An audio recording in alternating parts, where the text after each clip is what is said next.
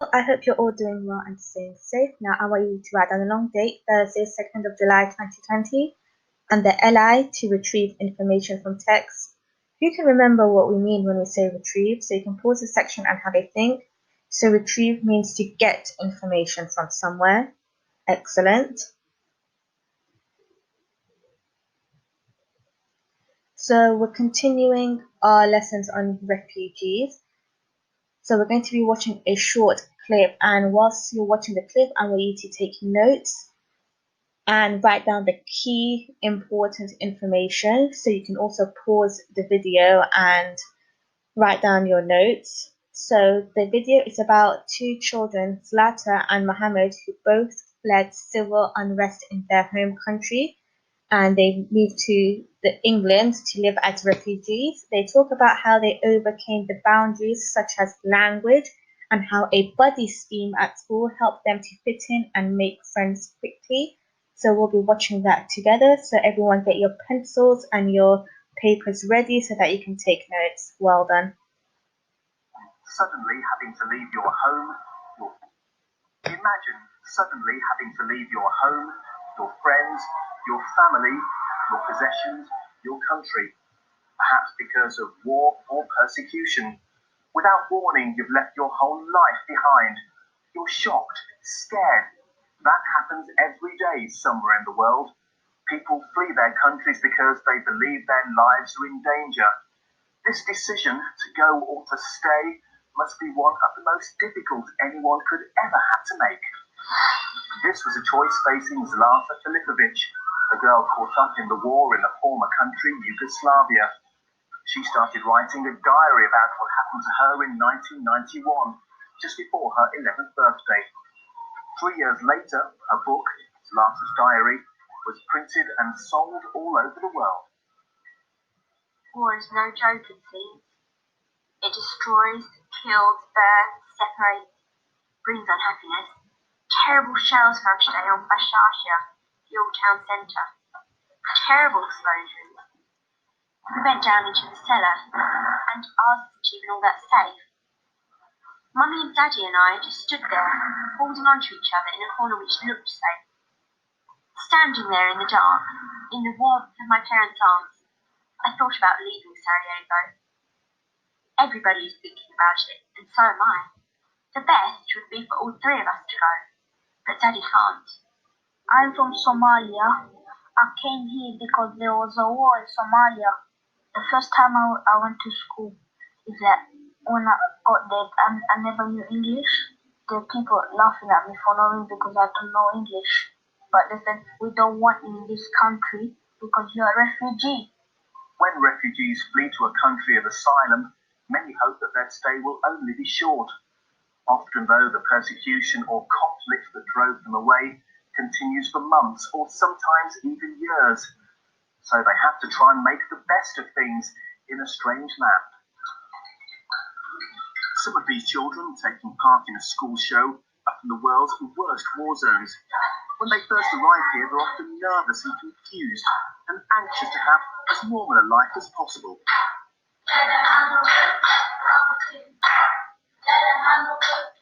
Their school, Salisbury Primary, has over 600 children, and at any one time there could be 100 refugees. We have what we call a buddying system, where a classmate can become a buddy for a day or a week and sit next to that child and help them, take them to the canteen, just the simple things that we take for granted. That way, the children settle much more quickly. They feel that they have friends and that people want them to learn and want them to be happy.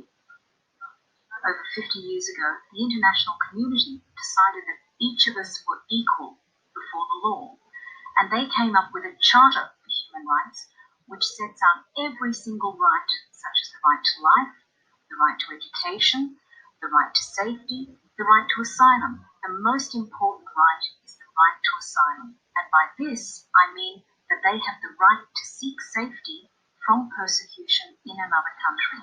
The best way of overcoming the hostility of refugees is by understanding why they are forced to come to the United Kingdom. They're fleeing violence and persecution in their own countries. They can't live in their own countries. But secondly, we must get to know them as individuals. It's very easy to just label them as refugees and forget that they are human beings just like us. Zlata Filipovic, the child who wrote Zlata's diary, did eventually make that tough decision to leave her home in Sarajevo with her family. First they moved to Paris, and some years later she arrived in this country as a student. Everybody coming into a different country, where they do not have any family, friends, their neighborhoods and customs, where people speak a different language and do things differently, would always have rather stayed with what is familiar and dear to them. But some ugly life circumstances forced them away from their homes. They had to leave, and I did too. I'm now studying in England, but my parents are in Ireland, my friends in Sarajevo, and all over the world. I don't even know where my home is anymore.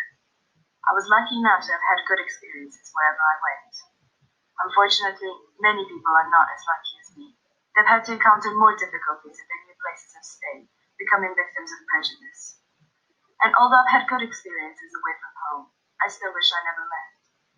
I will now never fully belong back home, nor away from home.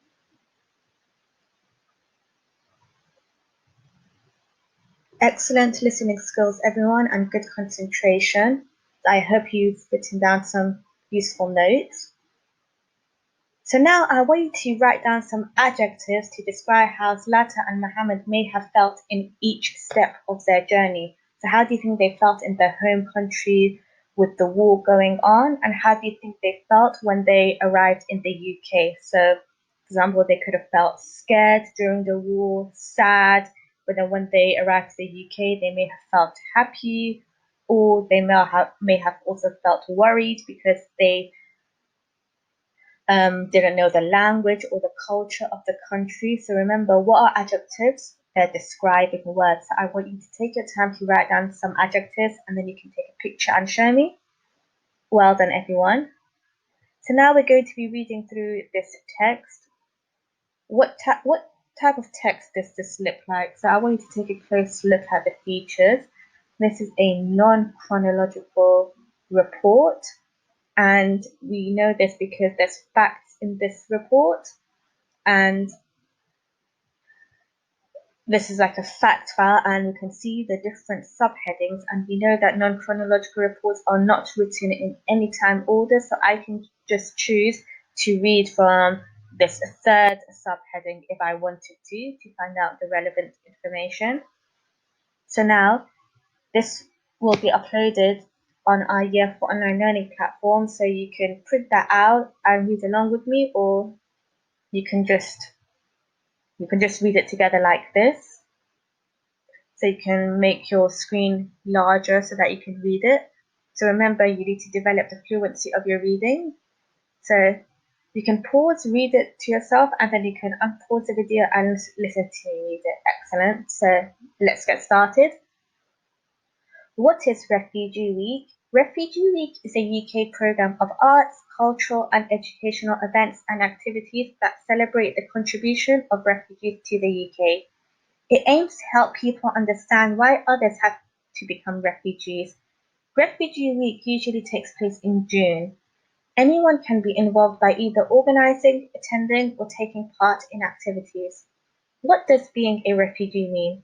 A refugee is someone who has had to leave their own country because they are being treated badly or are in fear of being treated badly.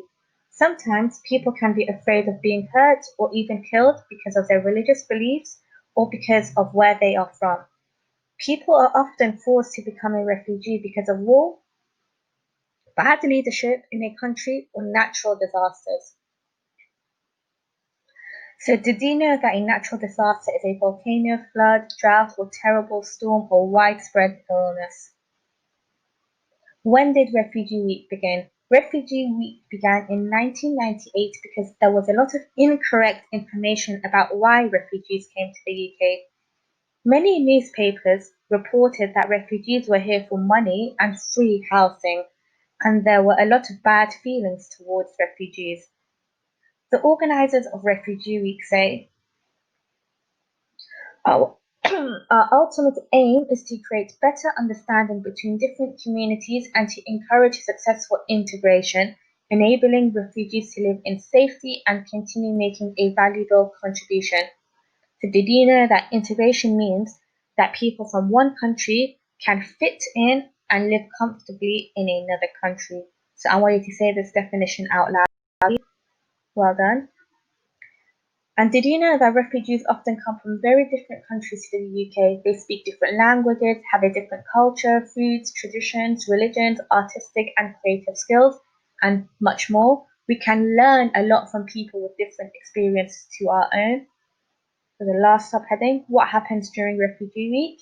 Refugee Week is an exciting time of arts, festivals, exhibitions, film, theatre and dance performances, concerts, football tournaments and public talks. It is also important that children are involved as their opinion matters and they will make decisions about worldwide issues like refugees in the future. Schools are invited to have creative and educational experiences to gain more understanding of refugees in the world. So if you want to know how you can get involved, check out this website, refugeeweek.org. So now that we've read this, you can go back and read it again, and I want you to summarize what you have read. So summarize this text. So remember, when you're summarizing, you need to just write down the key information. So you're not writing down every single detail. And remember, your summary needs to be shorter than this text. So I want you to pause and take your time to do that. Excellent. So I hope you've all written something down, and now you can see my summary and you can compare it. So remember, when you're also writing your summary, it has to be in your own words. This is crucial because if it's not in your own words, then you won't remember what you've read. That's why it's really important that you write in your own words so that you understand what you're writing and you can understand what the text is about. So you can take a look at my one. This text provides information on the origins of Refugee Week, what it means to be a refugee, and the events that take part during the week.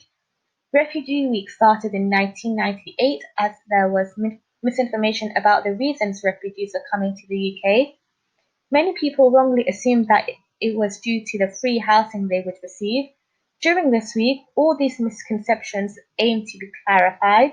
There are festivals, exhibitions, and public talks to educate others on the experiences refugees face and their contributions to our society.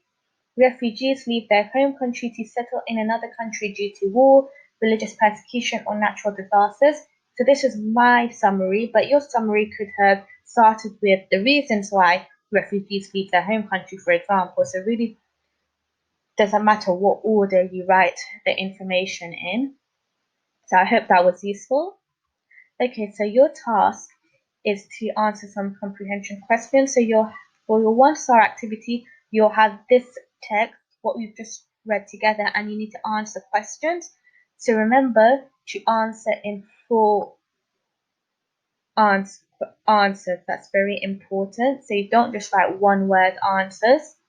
And remember to use your retrieval skills and your inference skills as well. So that's your 1-star activity. This will all be on the for online learning platform. In your 2-star activity, you'll have a similar text. There'll just be a bit more information, and then you'll have some different questions to answer. Some of them may be similar, so that's your 2-star activity, depending on how confident you feel. And in your 3-star activity, you'll have this text is slightly different, and then you need to answer questions related to the text. So it's all on the same topic. And once you're done that, you can send your work over to year4@grange.harrow.sch.uk. Well done, everyone, and see you in our next lesson.